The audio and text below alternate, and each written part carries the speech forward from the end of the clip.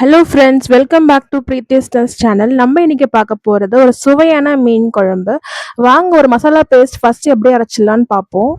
ஒரு சின்ன பேனில் 2 ஸ்பூன் கரண்டி எண்ணெய் விட்டுக்கோங்க.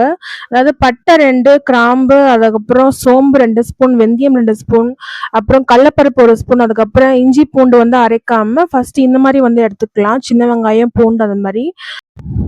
இது ஒரு 2 மினிட்ஸ் நல்லா வதங்கட்டும் ஃப்ரெண்ட்ஸ். ஏன்னா நல்லா வெந்தால் தான் நல்லா குழைவா அரைக்க முடியும். அதுக்கப்புறம் ஒரு 3 தக்காளி பழம் நல்லா எடுத்துக்கோங்க. நல்லா பல்ப்பாக இருக்கட்டும்.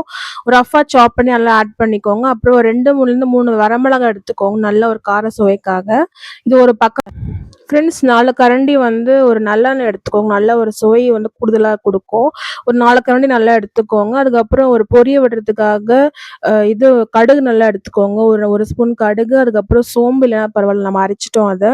1 ஸ்பூன் இது சீரகம், அதுக்கப்புறம் ஒரு ஒரு கையளவு வந்து கருவேப்பிலை, அதுக்கப்புறம் நல்லா அரைச்சி விட்ட இஞ்சி பூண்டு பேஸ்ட் தனியாக எடுத்துக்கோங்க. அதுக்கப்புறம் ஒரு ரஃபாக சாப் பண்ண தக்காளி இல்லைன்னா ஒரு தக்காளி நல்லா ஆட் பண்ணிக்கோங்க. நல்லா வந்து கலந்து விட்டுக்கோங்க. நல்லா பொரிய வரட்டும். அதுக்கப்புறம் நம்ம அரைச்சி வச்ச அந்த பேஸ்ட் நல்லா ஆட் பண்ணிக்கோங்க ஃப்ரெண்ட்ஸ்.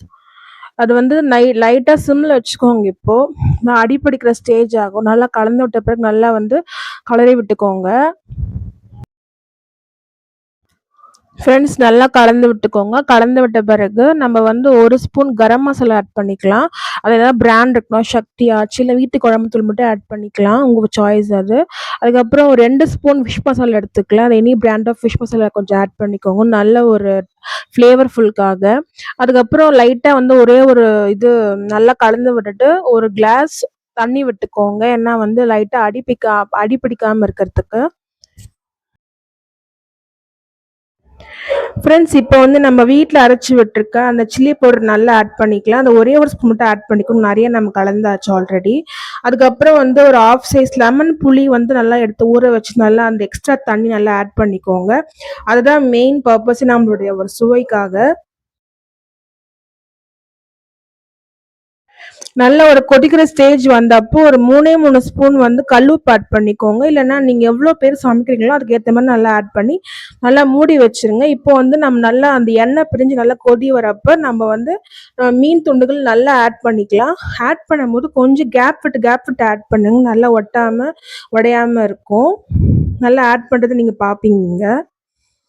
ஆட் பண்ண உடனே நீங்கள் வந்து பெரிய கரண்டி எடுக்க வேணாம். நம்ம வீட்டில் யூஸ் பண்ணிட்டு இருக்க அந்த சட்னி ஸ்பூன் இருக்கோங்களா, அந்த மாதிரி ஒரு ஸ்பூன் எடுத்து நல்லா வந்து லைட்டாக வந்து ஷேக் பண்ணி வந்து கலந்து விட்டுக்கோங்க. அப்போ வந்து உடையாது, அப்படியே ரஃப்பாக வந்து எடுக்கிற மாதிரி இருக்கும். பட் ரொம்ப ஜென்டலாக ஹேண்டில் பண்ணுங்க இந்த கலக்கிறத ப்ரொசீஜர் மட்டும். இதுக்கப்புறம் நீங்கள் வந்து லைட்டாக சிம்மில் வச்சுக்கலாம். சிம்மில் வைக்கிறது வந்து எப்படி வைக்கிறதுன்னு பார்த்தீங்கன்னா டைம் பார்த்துக்கோங்க. நான் வந்து 15 மினிட்ஸ் கரெக்டாக டைம் பார்த்துக்கிட்டேன். ஏன்னா இந்த இந்த மீன் வந்து பார்த்தீங்கன்னா முள் அவ்வளோவா இல்லை. இந்த மீன் பேர் வந்து லெதர் ஜாக்கெட் புதுசாக வித்துட்டு இருந்தாங்க நம்ம ஊரில். கடல் மீன் சொன்னாங்க, பட் ரொம்ப சுவையாக இருந்தது. அது வந்து எப்படி சொல்கிறதுனா, வஞ்சன மீன் வந்து எவ்வளோ வந்து ரொம்ப சாப்பிட ரொம்ப அந்த ஃப்ளஷ் அந்த டேஸ்ட்லாம் கொடுக்குமோ அதே மாதிரி இருந்தது ஃப்ரெண்ட்ஸ். ஸோ இதுவரை நீங்கள் வாங்கலனாலும் நீங்கள் வாங்கலாம். தென் வந்து பார்த்தீங்கன்னா நான் லைட்டாக மூடி வைக்கலாம், அப்படியே ஓப்பனில் தான் விட்டு வச்சுருந்தேன். இதுதான் லாஸ்ட் பிக். ரொம்ப எண்ணெய் பிரிஞ்சு தலைன்னு சூப்பராக வந்திருந்தது.